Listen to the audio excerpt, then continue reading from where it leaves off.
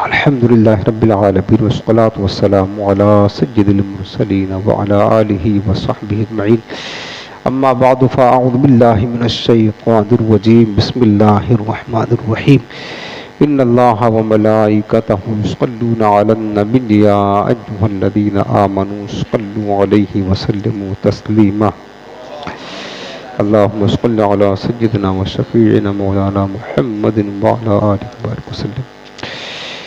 حدیث پاک میں مرات المناجی شرح مشکات المصابی، مشکات شریف کی حدیث ہے اور کلام رسول ہے.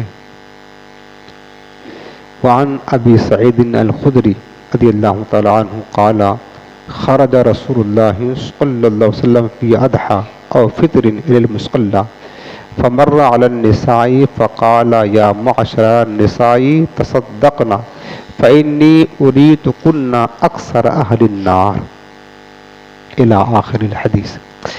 سب سے پہلے ایک بات پھر عرض کر دوں آپ کو کہ یہ جو ہم حدیث پاک سننے جا رہے ہیں نا، اگرچہ ہم اس کی اہمیت کو نہیں سمجھتے ہیں، لیکن آپ محدثین جنہوں نے حدیثیں جمع کی ہیں اور پھر حضور السلام کے صحابہ ایک حدیث صرف سننے کے لیے، کتنا صرف ایک حدیث کنفرم کرنے کے لیے، یعنی ان کو معلوم تھا، تھوڑا شک تھا حضور نے یوں فرمایا یا یوں فرمایا.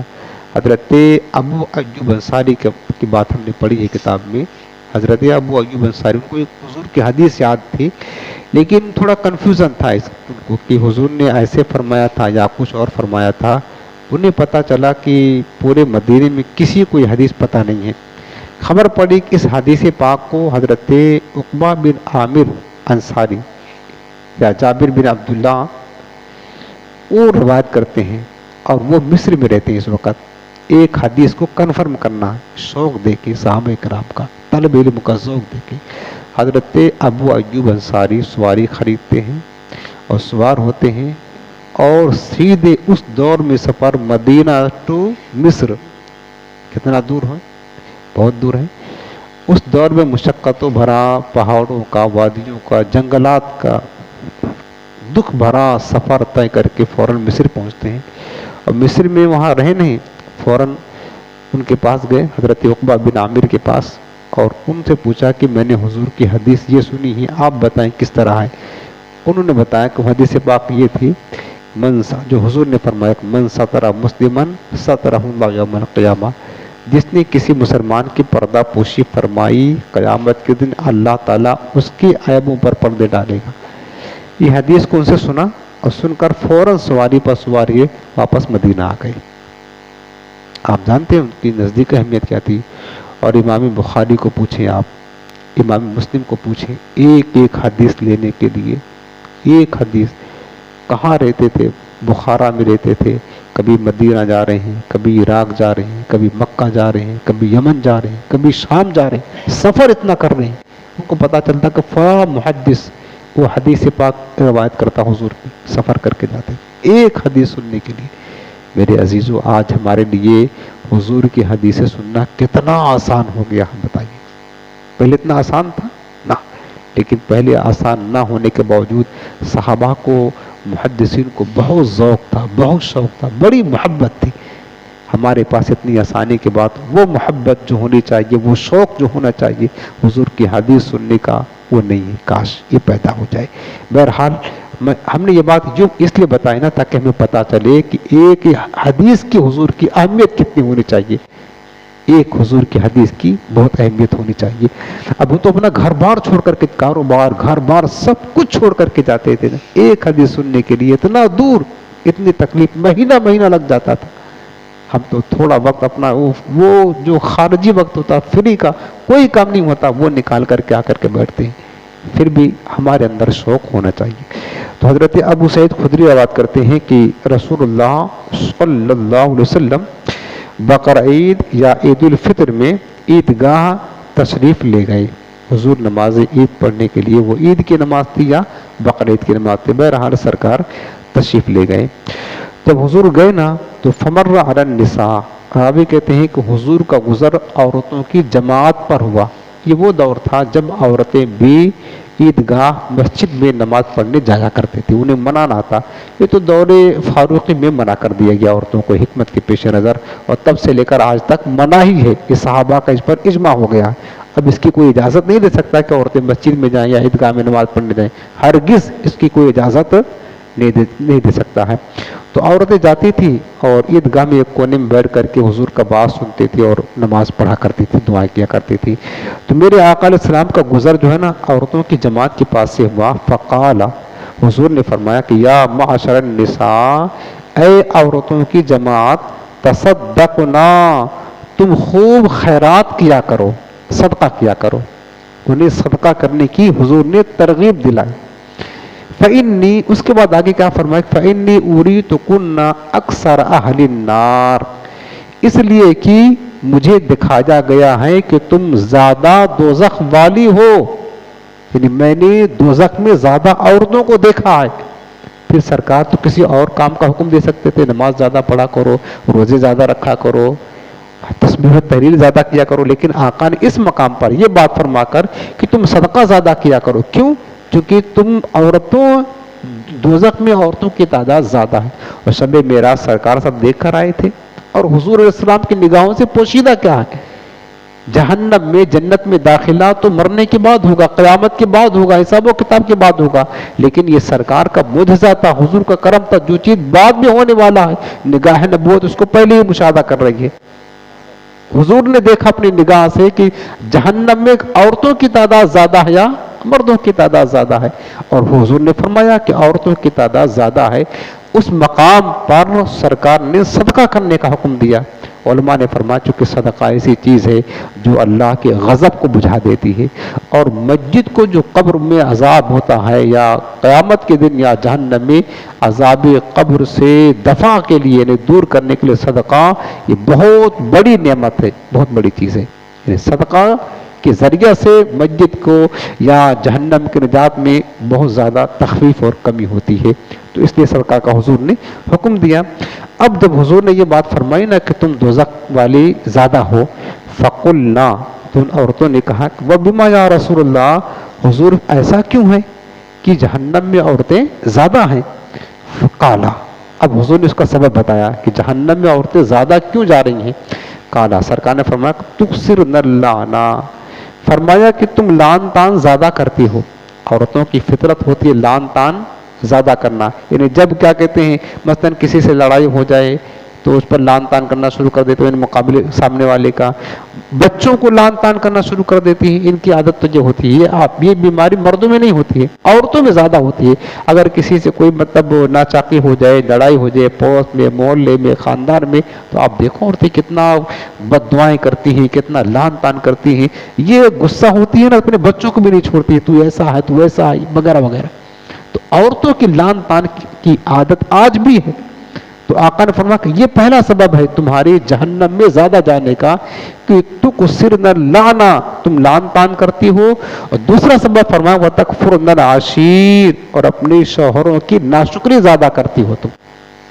شوہروں کی، مفسرین فرماتے ہیں کہ عورتوں کی فطرت ہوتی ہے، شوہر بیچارہ ساری زندگی اس کی خدمت کرتا رہے، ہر حاجت پوری کرتا رہے، کبھی اس کے مزاج کے مطابق کوئی چیز نہ ملی نا تو فوراً کہہ دیتے تمہارے زندگی میں کچھ ملا ہی نہیں، جا بیکار کر دیا سب، تمہارے شادی کر کے پھنس گئی ہوں۔ اس طرح بعض عورتوں کی یہ فطرت ہوتی ہے، تو یہ چیز بھی شریعت نے پسند، یہ بری چیز ہے، یہ بری چیز ہے، یہ اور شوہروں کی ناشکری ہے۔